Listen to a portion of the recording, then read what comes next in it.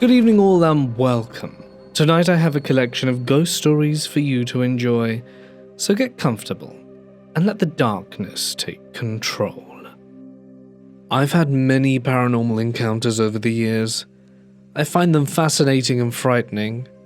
This experience, however, was pure terror. On the outskirts of this tiny town where I live, there is also a back road known as the Bank. The road is extremely windy and narrow. The kind of narrow where you have to lay over as far as you can on the rare occasion another vehicle is oncoming. It's surrounded by thick forest on one side and a steep bank that leads to a creek on the other. Local legend says that about 60 years ago, a woman was traveling alone on this road late one night. It's believed she fell asleep at the wheel and ended up going over the bank. Her car was found close to the creek, horribly mangled. Sadly, she, or her body, was never found. Some say she went through the windshield and into the water. Others say she stumbled out of the car and into the water. Regardless, it's believed she met a watery grave. The creek in this area is also regarded to be bottomless, and that's why she was never found. After this, there were many reports of other drivers driving along this road after dark and seeing a woman standing along the side of the road, only to vanish when they would slow down. Others swore a woman would appear in their cars as they were driving solo or down the dark road. There were so many tales of this ghostly woman that she became known as the Lady of the Bank. Jumping to a few months ago, I had attended a gathering at a building in this area. I was told there was a wreck on the main road and the road was temporarily blocked off. I was tired and just wanted to get home. Though I felt horrible for those people involved, I decided to take the bank instead, as it means I would bypass the accident and lead me out just a few miles from my house. Mind you, I've driven this road many times before, mostly in daylight, a few times after dark, but never alone.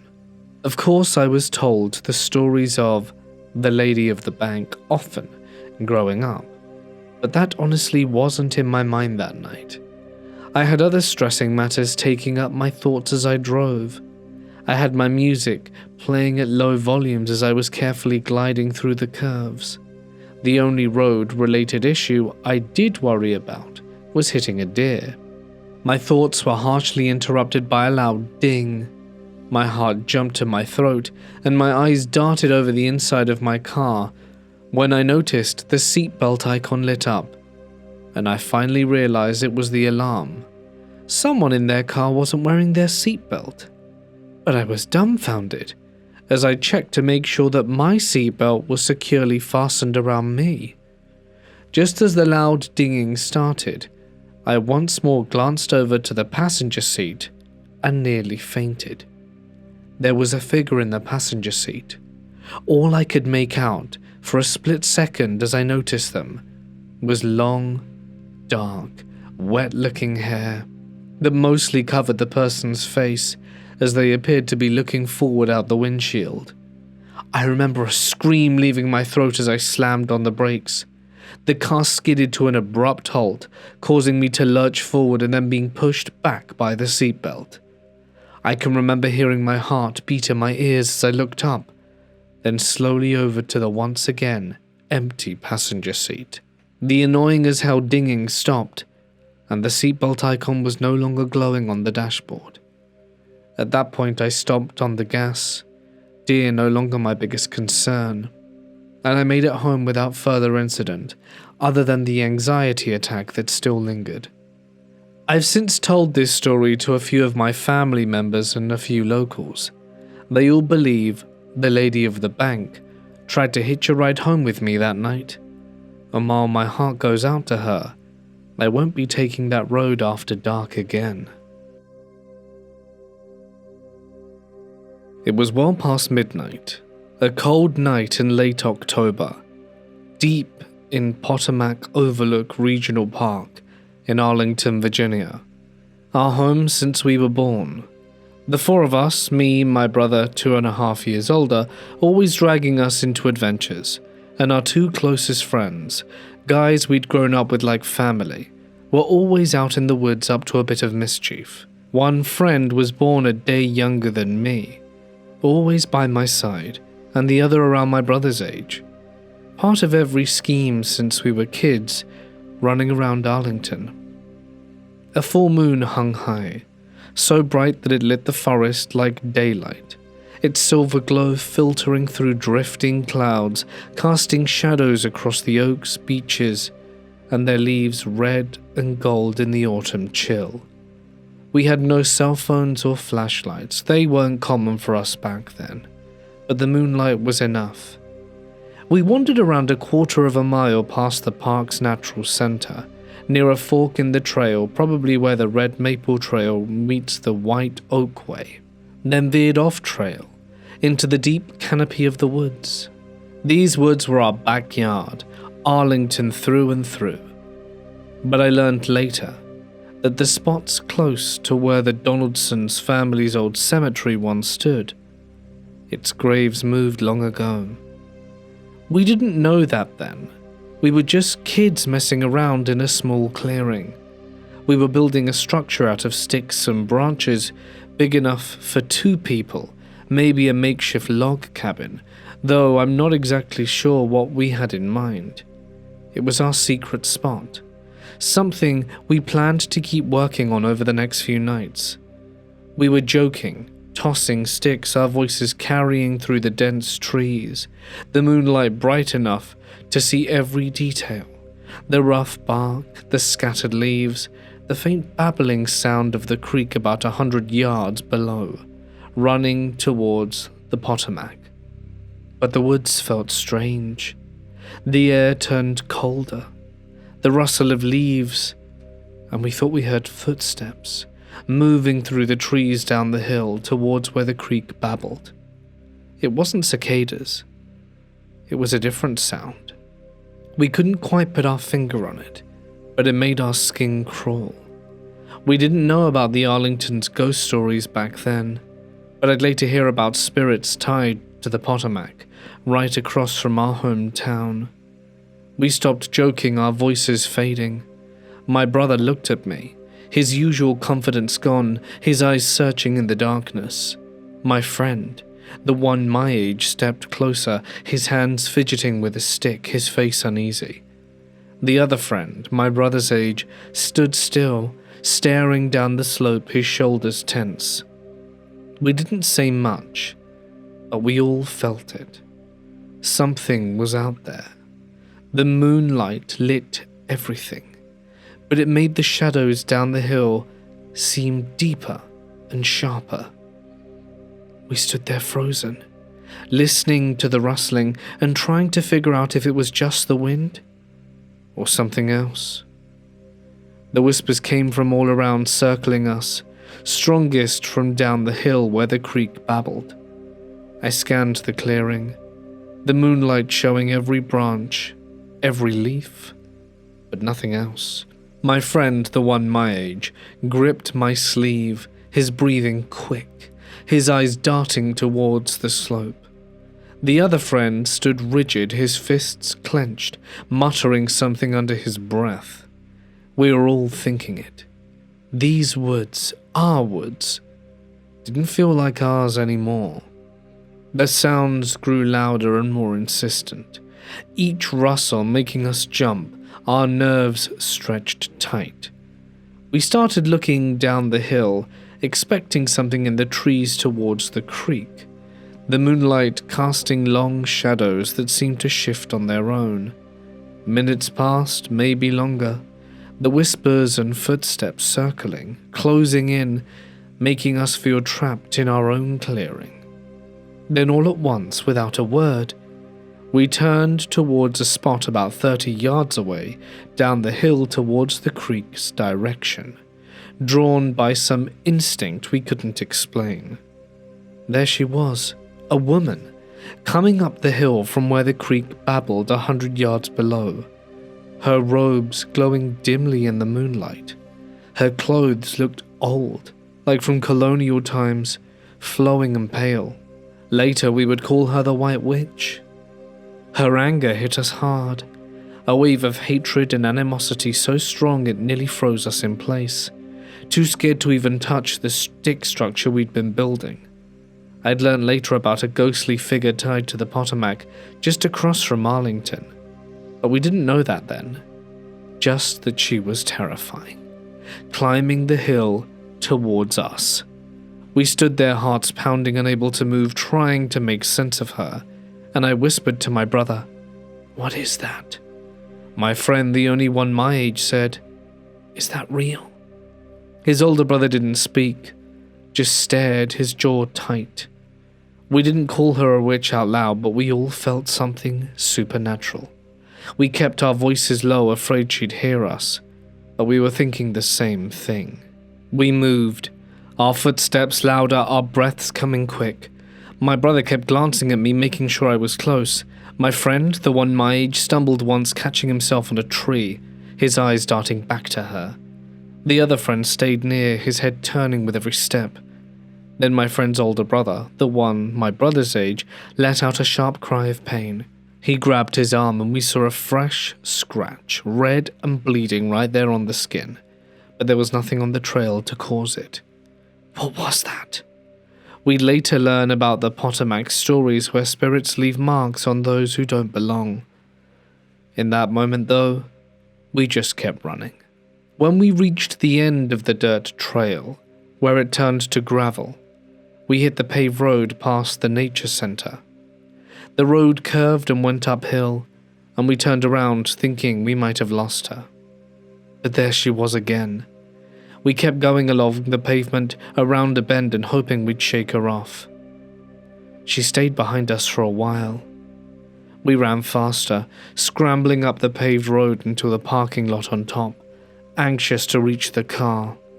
We threw ourselves in, the engine roared, and we sped off. We floored it, continuing along the roads, surrounded by houses and up another hill.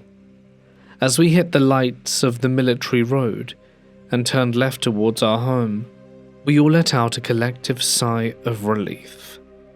The next day we gathered at my friend's house in Arlington, exhausted, unable to sleep. We didn't argue.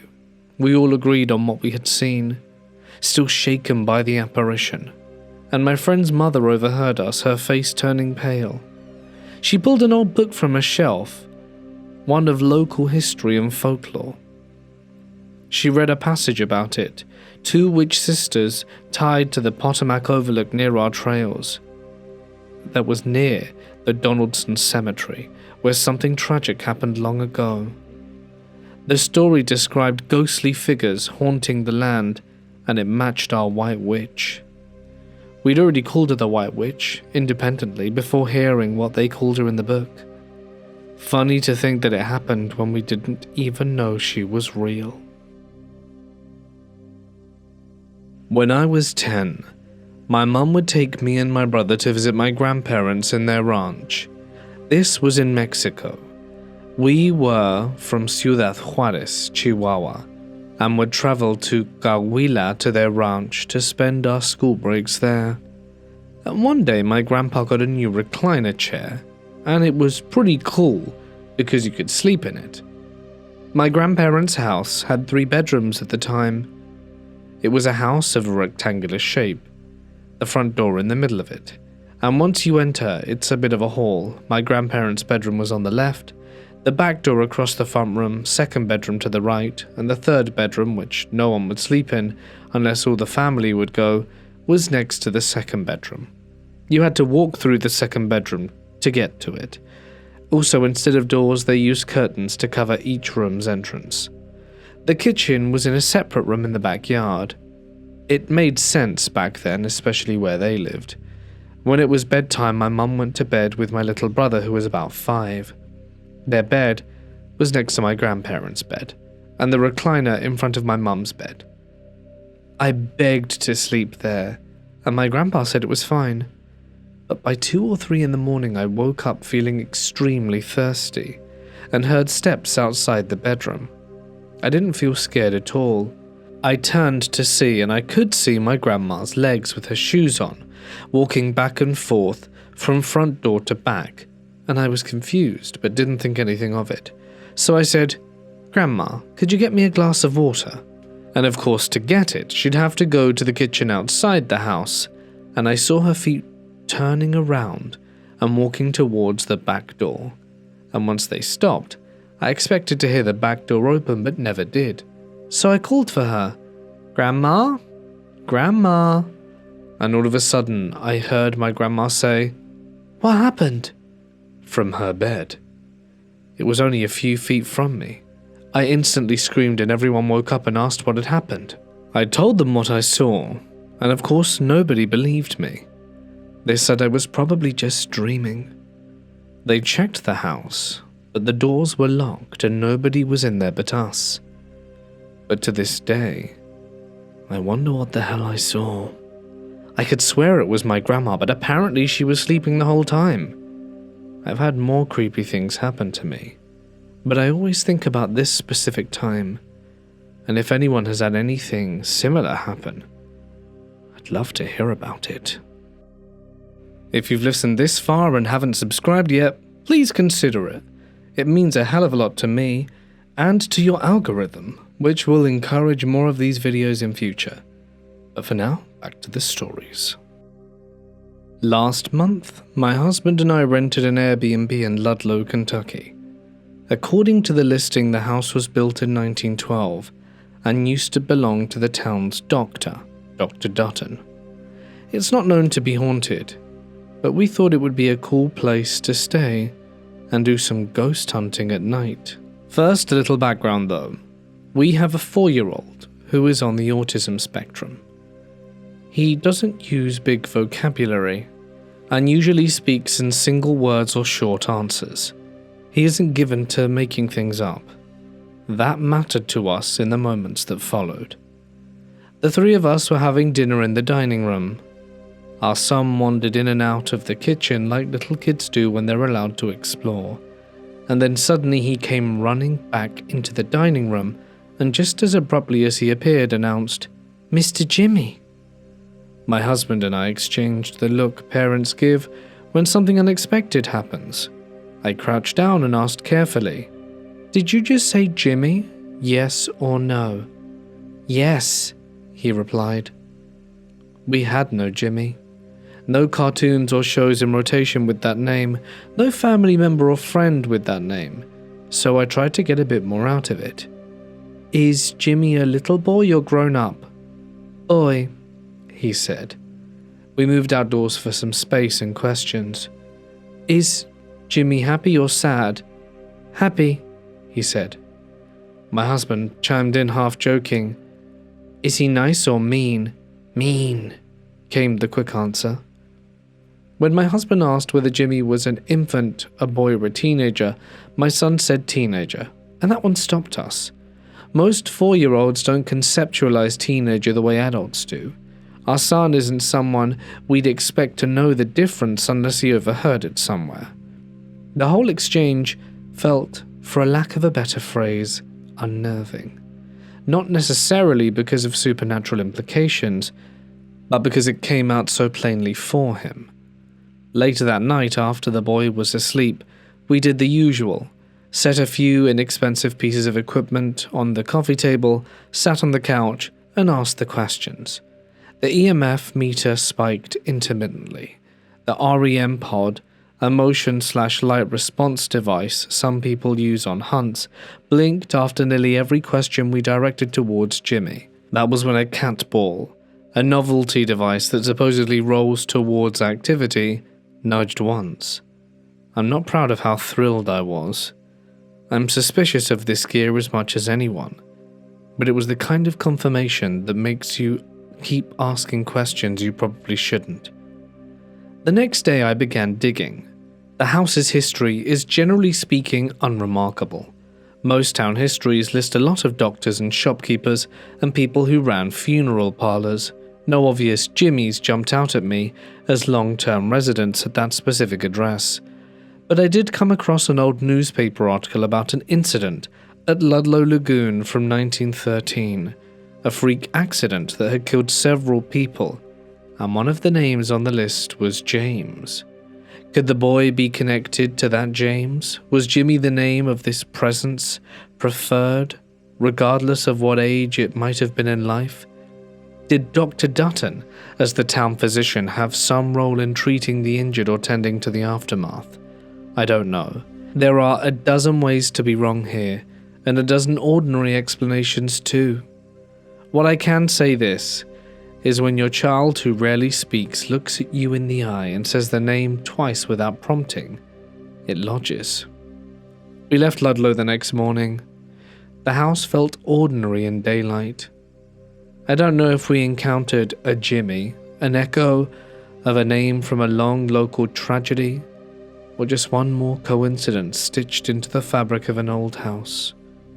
If anyone has any experience with kids saying strange names in old houses, or tips for how to approach it respectfully and safely, I'd value them. I remember it so vividly. I was 12 years old, and had just recently moved into a new house in rural Missouri. It was a winter school night, school morning, and I woke up randomly at exactly 5:23 a.m., a few hours before my alarm clock would go off, which wasn't a normal thing for me as I was a heavy sleeper. For a little context, I only had a twin bed and a nightstand next to it, with my alarm clock on top, and an almost empty bookshelf across the room. Like I said, we just moved in, so my room was pretty empty at the time. I stared at my alarm clock for a moment, still half asleep, before I felt a weird chill up my spine, and felt that someone was watching me. I then turned my head over to the end of the bed to see the silhouette of my little brother, who was around 7 years old at the time, standing at the edge of it in the darkness. My first instinct was to get angry at him. "Xander, what are you doing in my room? Get out!" "Xander," I said again as I sat up in bed, but the only response I got was him taking a few steps closer. I leaned in, as he did, but very much more than I. I then see through the moonlight that this isn't my brother at all. It's a faceless child, inches away from my face. It didn't have hair, clothes, or anything, just white skin. It almost looked like dear David, if you've ever heard about that story. The moment I realized this, I screamed as loudly as I could, which seemed to startle it. My scream sent it flying backwards to the ground, and it knocked my alarm clock down in the process. It began to crawl backwards, almost spider-like, into the corner of my bookshelf, and curled up on the floor, burying its head into its knees. This is the moment when my mum came and turned on the light, and asked me what was wrong. When she turned on the light, it was gone. I was sobbing and shaking and told her what happened, but she said I was only dreaming. I tried to tell her no, I was very much awake, and pointed to my alarm clock, which was face down and halfway across the room. She still insisted it was a dream, but let me sleep in her room regardless. I didn't enter my room for 2 weeks until my mum had forced me to. I never saw it again, but that didn't mean me and my family were ghost-free. We constantly heard things, cups sliding across the counter, bells ringing, and children's voices. I'm 23 now, and when I look back on that memory, I know it was probably just a child spirit that was curious, and if that's the case, I truly feel bad for it. But I'm still traumatized from it. I recently talked to my mum about this, and she said that actually she believed me, and that at the time was just as scared as I. Just she didn't want to scare me even more by validating my experience. To this day, I try not to look for him in the dark at night. I've had a lot of paranormal experiences in my life. I have stopped thinking it's the places I have lived in that are haunted, and now believe it's me that gets followed by these entities. Lots of stories of things that go bump in the night. And one time, shortly after taking my infant son out of his jolly jumper, I was in my bedroom taking him out of the harness for it, and I heard loud banging along with the sound of a chain. I picked up my son and walked back into the living room, and the apparatus that hangs from the door frame that you click your harnessed child onto was violently swinging from side to side within the doorframe, loudly hitting each side while the adjustable chain flew around. It was as if someone I couldn't see was holding it, and very methodically smashing the inside of the doorframe. This went on for around 10 seconds while I stood there in shock, wondering if I was seeing what I thought I was seeing. Needless to say, I got my baby out of there as fast as I could. The house had a very heavy and intense energy to it. We moved shortly after. On this occasion, I was leaving a house party on a fairly main street in the town we live in that was closed for construction with my husband. It was 5 or 6 a.m., and we were sober at that point and parked a few blocks away while walking up the closed street. We encountered a woman and 3 young children dressed in old-fashioned pioneer-type clothing. They all looked and acted completely confused and lost. They approached us and asked us for directions to a non-existent street, one I had never heard of before, having lived here my whole life. She was quite distressed and refused our offer to help. When we parted ways with them, they all walked away with the most vacant look in their eyes. It was haunting and bizarre. We weren't entirely convinced that they were real.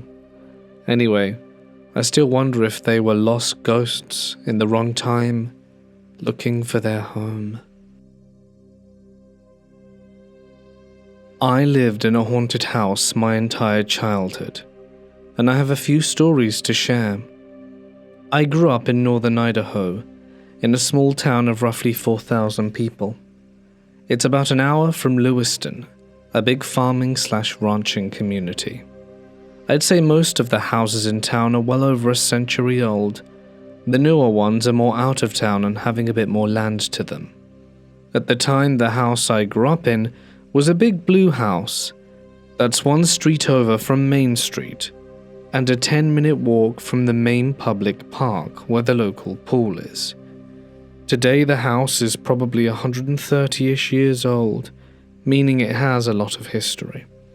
Granted, I have no idea if there were any deaths in the house or anything done to bring a paranormal entity into it. Main Street's post lamps have an orange/deep gold light, so during the winter, if there's a lot of cloud coverage, it makes everything orange. Pretty much the street's lamplight is bounced off snow and clouds, giving this semi-eerie lighting effect, and you see everything. Personally, I think it's pretty cool, and I've always loved it whenever it happened. The night I had an unexpected visitor, this was happening. My bedroom was in the back corner room downstairs, since I hated the upstairs. There were 2 large windows, one looking out into the backyard, and the other looking into a smaller side yard. My bed was across from the side yard window, and I had rolled over facing it, and when I did, the perfect silhouette of a man chest up was looking in. I did the very kid thing of hiding under my covers and peeking out a little to see if it was still there. When I did peek out, it was gone. There was no face or distinctive clothing. It was literally just the black silhouette of the man's upper body. The following morning I went outside to that side yard to see if there were any other footprints in the snow. But here's the weird part. There's no possible way for a man, even a 6'2" man, to stand mid-chest with that window. It's too high off the ground. This was the only time I ever saw something like that involving the windows. Sure, everyone in the house would catch a glimpse of a boy running around outside at night, but nothing that close up. I can't remember if I ever told my parents, and even if I did, they probably would have just blamed it on the ghost boy. This happened a few years ago. I was around 15 years old. Back then, I'd share a room with my brother, so I know this happened. Me and my brother were getting ready for bed. We were both settled and ready to sleep, but then we suddenly heard knocking on the window. I dismissed it as some tree or object hitting the window, so me and him didn't pay much attention to it. But it happened again, and the weird thing is that it sounded like a human knock. I could tell that it was a hand knocking on the window. At this point, we were both freaked out. I walked up to the curtains to check what it was, and when I slowly moved it, nothing was there. I told him it was just the wind or something. I didn't want my brother to be scared, but we just slept in another room. The next day we told our parents about it, and they said that we were just kidding around. But the following night, when we were ready to sleep in that same room, the knocking didn't come from the window, but to my freaking bed frame. We were both mortified. I tried to see if there were any critters maybe anywhere, but nothing, and it kept happening. We called our parents in and they sat with us, waiting to hear it. And it happened again, and they heard it. They played some prayer thing on YouTube, and after that, it went away. I'm not a religious man, but apparently, it might have been a jinn. They eat bones, and on the same night, the trash bag was ripped right up with bones piling out. But it could have just been a raccoon. But since then, I've always wondered about it. Does anyone have any idea what it was, or had a similar experience? We live up in the mountains. Nights are already dropping below freezing when the power and heat pump went out. My husband said he'd set up an old kerosene heater overnight to keep us warm. I'm someone who communicates with a few household spirits using a pendulum and a letterboard. That night, bored and worried about the cold, I pulled out the board. Our routine is simple. When the pendulum starts spinning in a wide circle, the spirits want the board. It started right away. No hello, the letters came through fast. Danger, fire. My heart sank. There had been a string of arson attacks in town that week, and I asked, where? And the pendulum spelled, here. I asked what the danger was, and it said, heater, broken, leak. My husband had come into the room during the session and watched pale. We went straight to the basement and checked the kerosene heater. There was a fuel leak.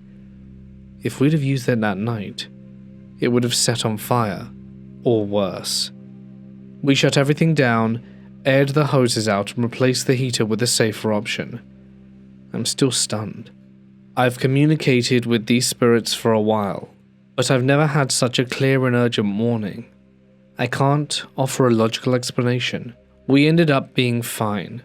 I'm very grateful to our phantom friends.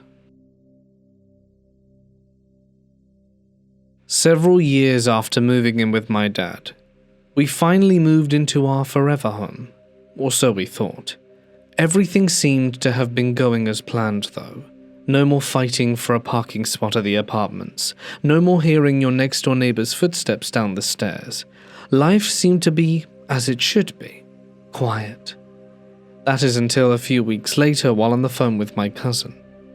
I remember hearing what sounded like a horse step on our sidewalk. We lived out in the country, so it's possible. I looked outside and saw nothing.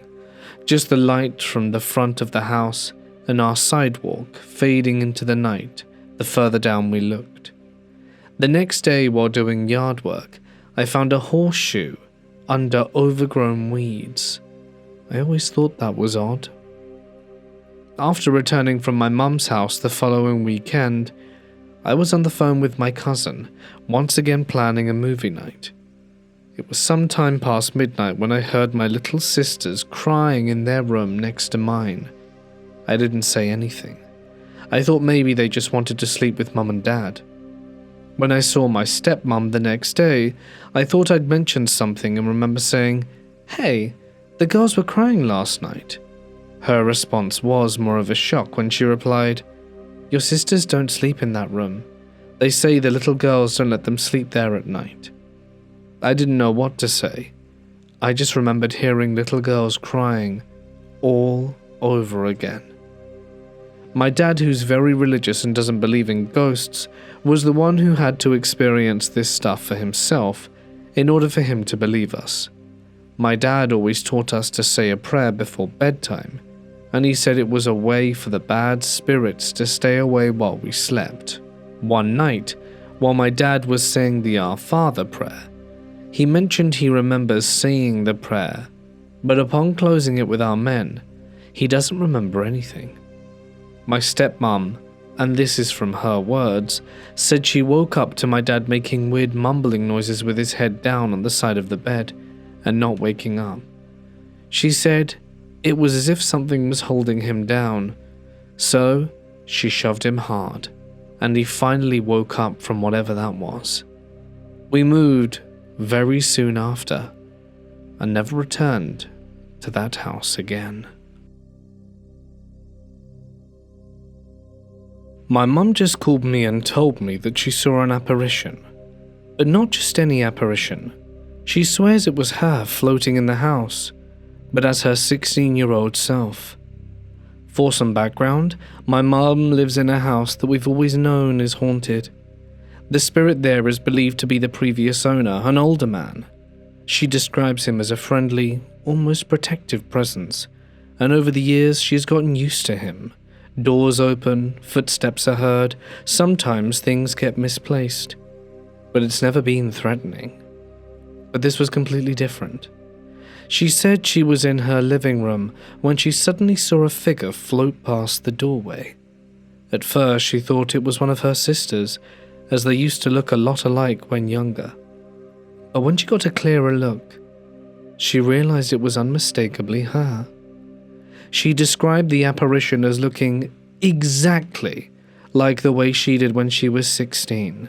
Same hairstyle, same clothes she remembered wearing even then. What struck her was how calm the apparition seemed. It didn't acknowledge her. It just drifted by, then faded. She said it didn't feel like a trick of the mind or the usual presence of an old man's spirit. It felt separate, different, and very personal. She's convinced it was some kind of protection of her younger self, and not one of her sibling or another spirit. She's not easily rattled, but this really shook her. She called me right after, and I honestly don't know what to say. I've heard of doppelgangers, residual hauntings, and even time-slip stories, but I've never heard of someone seeing an apparition of themselves at a different point in time. Has anyone experienced anything like this? Seeing a younger or older version of yourself as an apparition? Is this a known phenomena? Could it be tied to the energy in the house, or maybe connected to the other spirit that already resides there? I told her I'd look into it, so I figured I'd ask here. Any experiences, theories, or resources you could point me towards would be greatly appreciated. When I was a child of about 12, I had an experience that unsettled me, and it still does. And I would love to hear if others have experienced something similar, or could help shed some light on what may have happened. One weekend, I was at home with my mum and 2 younger brothers. It was the middle of the day, and summertime, so everyone was outside enjoying the weather. But I was sitting at home on the computer. I don't remember what I was looking at on the screen, playing some game probably. The computer was set on a cornered desk, so you would have your back to the entire living room/kitchen. At one point I was convinced of my younger brother having come inside to the house and standing a few meters behind me off the left shoulder, watching me at the computer. I didn't hear anything per se. I just got the sensation of having another person near me. I ignored it, but eventually turned around to see what he wanted. But there was no one there. But I was really confused, because I was 100% sure someone had been there.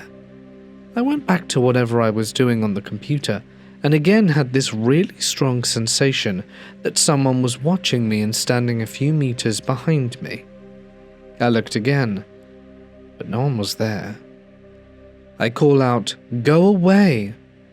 in case it had been a ghost. Not that I necessarily believed in them, but I was getting really scared. Something felt so close to me. The sensation continued to the point I got up and left the computer and went outside with everyone else. I didn't say anything for a few days, but then mentioned it to my mum at dinner. She said it was interesting that I should say that, and that it felt like someone had been watching me, and I asked her why. Unbeknownst to me, my mum had been seeing a medium to try to connect with or hear from some of her dead family members. Her mum and dad both died relatively young, as did her older brother when he was just 32, killed in a motorbike crash in the late 1980s. I never met any of them. They all died before I was born. My mum told me that the medium had said her older brother had been very interested in technology and computers when he was alive. His spirit apparently enjoyed watching people at the computer, or when they were just using any technology at home. This absolutely shook me, and I even felt a little bit bad for saying go away when the presence scared me. I don't know what to make of this. I never experienced the presence at the computer again after that. I have been thinking about a recurrent sound from my childhood a lot lately. It's a strange story, but I promise to include every drop of detail possible.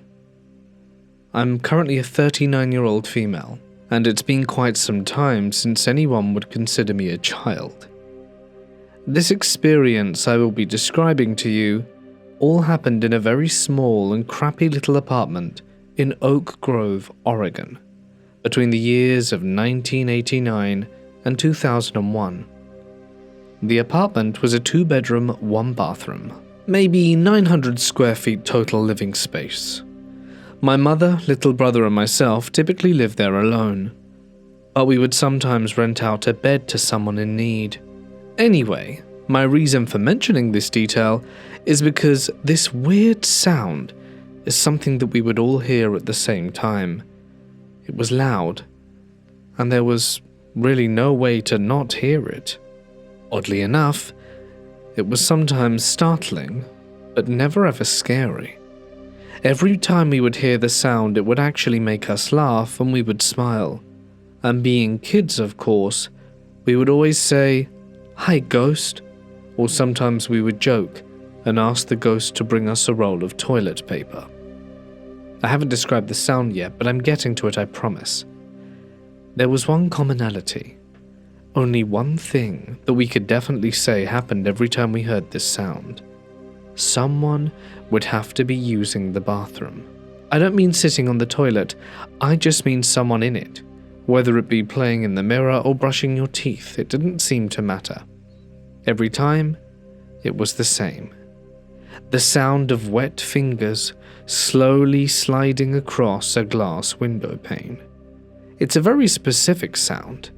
I have literally found nothing else that compares to this sound or even close. So I'm very sure of what the sound would potentially be, except that every time we looked at our windows anywhere near the apartment, there were never any finger smudges or slide marks, not once.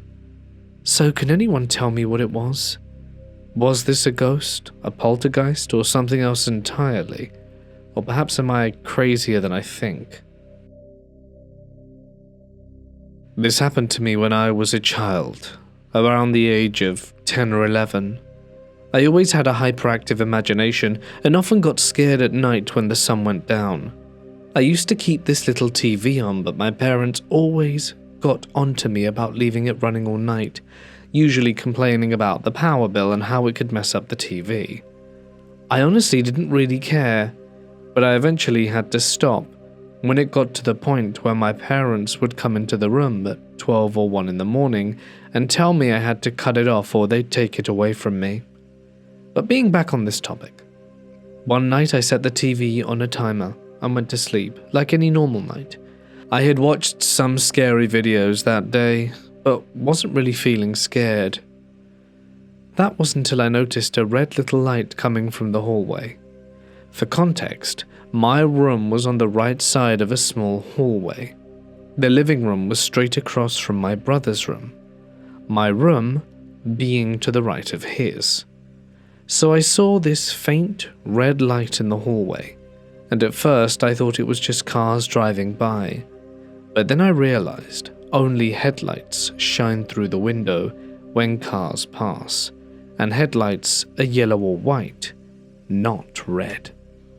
I was a little confused, so I got out of bed and walked to the hallway and peeked my head out, and I saw an old woman holding a little red candle in her hand.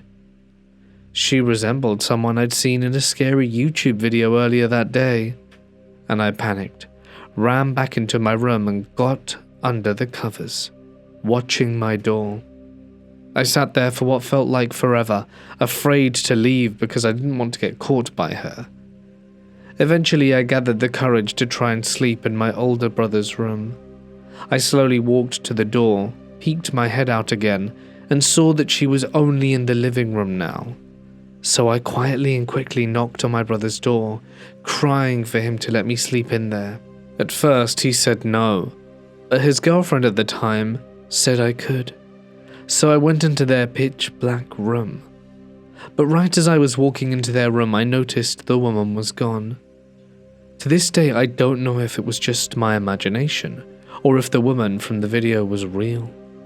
I'm still unsure whether I saw a ghost that night or something else entirely. I had a real-life experience that felt straight out of a horror movie. I was at this creepy-ass bar called the Morgue in the French Quarter. I had parked my truck illegally 2 blocks away, but I could see it from inside the bar, so I was keeping an eye on it. Someone left and freed up a parking space, so I told everyone I'd be right back. I was going to move it into the legal space that had freed up. I got halfway to the truck down this dark-ass, misty, completely empty damp street, when I heard a metallic sound like a chain.